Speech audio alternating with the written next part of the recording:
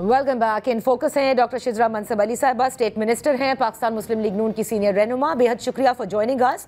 शिजरा साहिबा, इस वक्त former prime minister Imran Khan से उनकी पार्टी, उनकी फैमिली की मुलाकात एक बहुत बड़ा मसला बन गई है। आज खैबर पख्तूनख्वा के एक हंगामी इजलास भी हुआ और उसमें वज़ीर आला खैबर पख्तूनख्वा का ये कहना है कि अब अगर मुलाकात नहीं करने दी जाती मंगल को तो एहतजाज होगा, इस्लामाबाद हाई कोर्ट के बाहर भी होगा और अडियाला के बाहर भी होगा।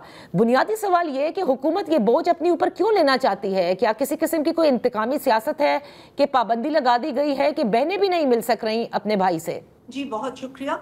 देखिए, सबसे पहले तो बात यह है कि पाकिस्तान मुस्लिम लीग नून किसी इंतकामी सियासत में बिलीव नहीं करती और ना ही हमारी तवज्जो इमरान खान या उनके ऊपर इतनी है।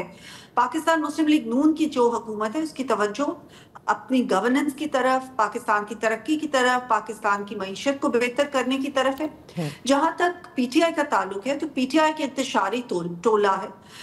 इनको कॉन्टेक्स्ट में देखें, इनकी हिस्ट्री देखें, जब भी इनकी मुलाकातें होती हैं तो इनको इंस्ट्रक्शन से मिलती हैं कि मुल्क में केओस फैलाओ, मुल्क में बदअमनी फैलाओ, मुल्क में अफरा तफरी फैलाओ, वफाक पे हमला करो, जलाओ घेराव करो।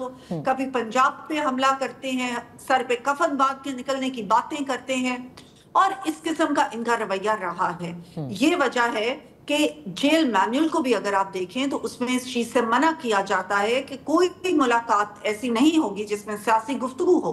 मगर सियासी गुफ्तगू को छोड़ के ये तो बिल्कुल प्लानिंग ही ये करते हैं कि मुल्क में क्योस कैसे फैलाया जाए। अच्छा, और तो आप ये देखें कि तो इसका मतलब हुकूमत को खौफ ये है कि अगर मुलाकात इमरान खान से करा दी जाती है और कोई उन्होंने एहतजाज की कॉल फाइनलाइज कर दी अपनी पार्टी की तो फिर आपके लिए मुश्किल बन जाती है। सो इसी वजह से आप मुलाकात होने नहीं दे रहे। देखिए, इनकी खौफ तो इसलिए नहीं है क्योंकि इनकी हर एहतजाज की कॉल फेल हुई है।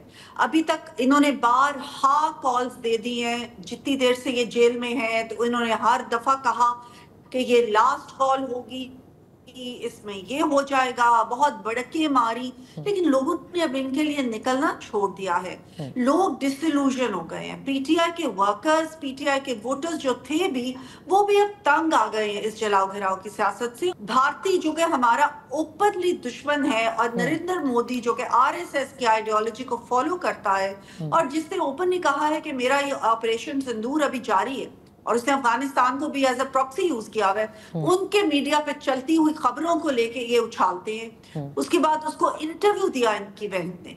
तो आप जो बहनों की बात कर रहे हैं कि बहनों को मिलने दिया जाए, तो बहनें तो इनकी सियासत के अंदर पूरी तरह मुलव्वस है। अच्छा। और इनकी जितनी भी फैमिली है वो सियासत में पूरी तरह मुलव्वस है और इनका हमेशा ये फोकस रहा है कि इंटरनेशनली पाकिस्तान को बदनाम करने की कोशिश की जाए, चाहे वो आईएमएफ के थ्रू हो, आईएमएफ के सामने धरने देने की कोशिश तो अब ये समझ से बाहर है कि एक तरफ आप ये कह रही हैं कि सियासी गुफ्तगू होती है, फिर आप कहती हैं कि लोग डिसइल्यूजन्ड हैं, इनके कोई भी एहतजाज जो हैं ये बढ़ के मारते हैं लेकिन फेल हो जाती है, लेकिन फिर भी आप मुलाकात नहीं करने देते, अदालती अहकामात के बावजूद नहीं करने देते। या तो फिर हुकूमत ये कह दे कि जेल मैनुअल में हमने ये डाल दिया है कि सियासी गुफ्तगू नहीं होगी, लिहाजा इमरान खान से मुलाकात नहीं हो सकती, क्योंकि ये तो बड़ी अजीब मंतक है जिसको आप फॉलो कर रहे हैं। और फिर इसको पॉलिटिकल विक्टिमाइजेशन नहीं कहेंगे तो क्या कहेंगे, क्योंकि हर कैदी के कुछ ना कुछ राइट्स जरूर होते हैं, कुछ वो तो फॉर्मर प्राइम मिनिस्टर हैं। जी देखिए, उनके राइट्स उनको मिलते रहे हैं ना, वो मुलाकातें तो बहुत होती रही हैं। आप जरा देखें कि ये जब से जेल में इनकी कितनी ज्यादा मुलाकातें 4 नवंबर से कोई मुलाकात नहीं हुई, बाहर आके होती रही है, कोई ऐसी चीज नहीं है। और ना ही है कि हमने कोई ऐसा फैसला कर लिया है हुकूमत ने कि इसकी मुलाकात होनी ही नहीं है। ये जेल मैनुअल के मुताबिक जो उनकी उनके अथॉरिटीज हैं जेल की, वो देखती हैं कि जेल में बारहा अगर जेल मैनुअल के खिलाफ जाया जा रहा है तो उन्होंने ये फैसला किया कि कुछ देर के लिए शायद इनकी मुलाकातों को रोका जाए। तो डॉक्टर साहब देखिए, जितने भी आप लोग जो उज़र कहूँगी मैं या जो भी रीजंस आप लोग साइट कर रहे हैं कि सियासी बातचीत होती है, मुल्क पे चढ़ाई की बात होती है, लिहाजा इसलिए जेल सुपरिटेंडेंट जो है वो अभी मुलाकात नहीं करने दे रहा, तो ये क्या कोई गारंटी इमरान खान से ली जाएगी या उनके लोगों से जेल सुपरिटेंडेंट लेंगे कि आपने कोई सियासी बात नहीं करनी है तो हम आपको अंदर जाने देंगे? क्योंकि अदालत نے تو واضح طور پر کہا ہوا ہے نا کہ انہوں نے دن بنائے ہوئے ہیں, طریقہ کار وضع ہوا ہے, وہ عدالت کے احکامات تو فالو نہیں ہو رہے.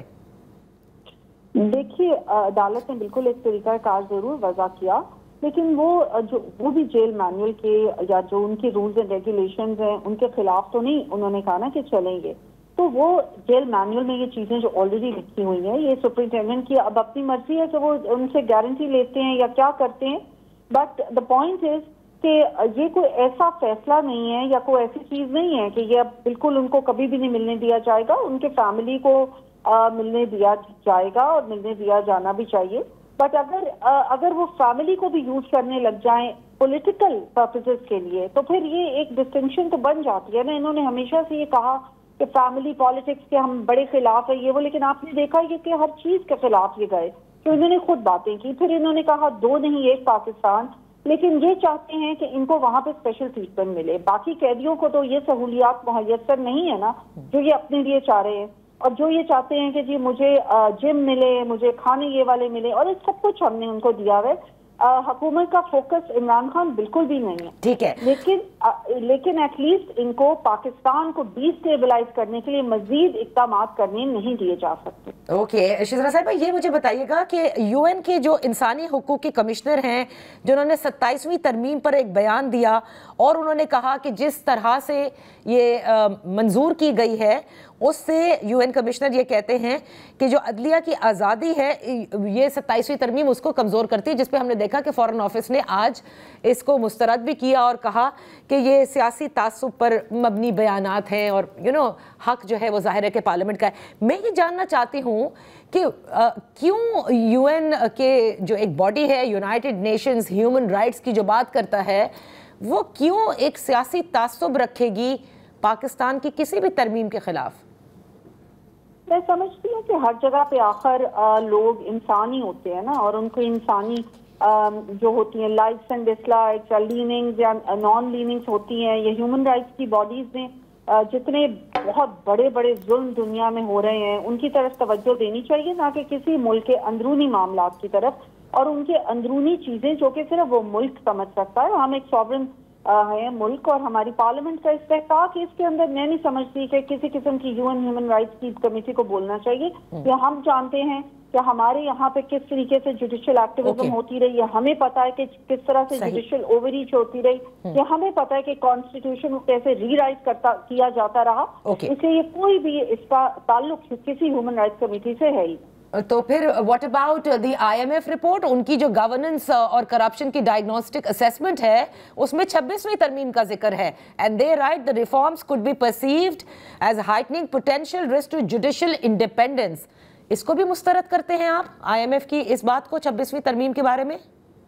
دیکھیے آئی ایم ایف کی جو اس بات میں تو کوئی ایسی بات نہیں. آئی ایم ایف کی رپورٹ میں اگر کوئی ایسی چیزیں ہیں جن میں پاکستان کا اوور دی ایئرز کچھ ریفارمز چاہیے تو ان کے اوپر ضرور یہ حکومت کام کر رہی ہے. اور میں ہم سمجھتے ہیں انہوں نے 26ویں آئینی ترمیم کے حوالے سے کہا ہے کہ یہ اس سے معلوم ہوتا ہے کہ وہاں پر اس ترمیم سے جو رسکس ہیں وہ جوڈیشل انڈیپینڈنس پر ہیں. میں وہی جان رہی ہوں کہ پھر اس کو بھی آپ مسترد کرتی ہیں کہ یو این نے 27ویں ترمیم پر بولا اور آئی ایم ایف نے 26ویں ترمیم پر بولا.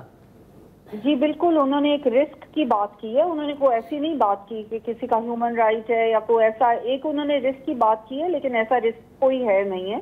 اور یہ کانسٹیٹیوشنل کورٹ بنانا جو ہے بہت دیر سے چارٹر آف ڈیموکریسی میں بھی لکھا تھا اور بہت سارے ممالک میں ہوتا بھی ہے. میں نہیں سمجھتی کہ اس میں کوئی ایسا رسک ہے کہ انڈیپینڈنس آف جوڈیشری ختم ہو. ہاں البتہ جو جوڈیشل اوور ریچ ہوتی رہی ہے, جو لیننگ ٹورڈز ایک پارٹی ہمیں بہت نظر آتی رہی with good to see you and all that, وہ چیزیں یقیناً اس کے ساتھ تھوڑی سی شاید کنٹرول ہو جائیں اور ججز کو بھی یہ سمجھ آ جائے کہ وہ اپنے دائرہ اختیار میں رہ کے کام کرنا چاہیے. تمام لوگوں کو, تمام اداروں کو اپنے دائرہ اختیار میں رہ کے کام کرنا چاہیے. بہت بہت شکریہ ڈاکٹر شذرا منصب علی صاحبہ فار بینگ ود اس آن دا شو. یہاں وقت ہوا ہے ایک بریک کا.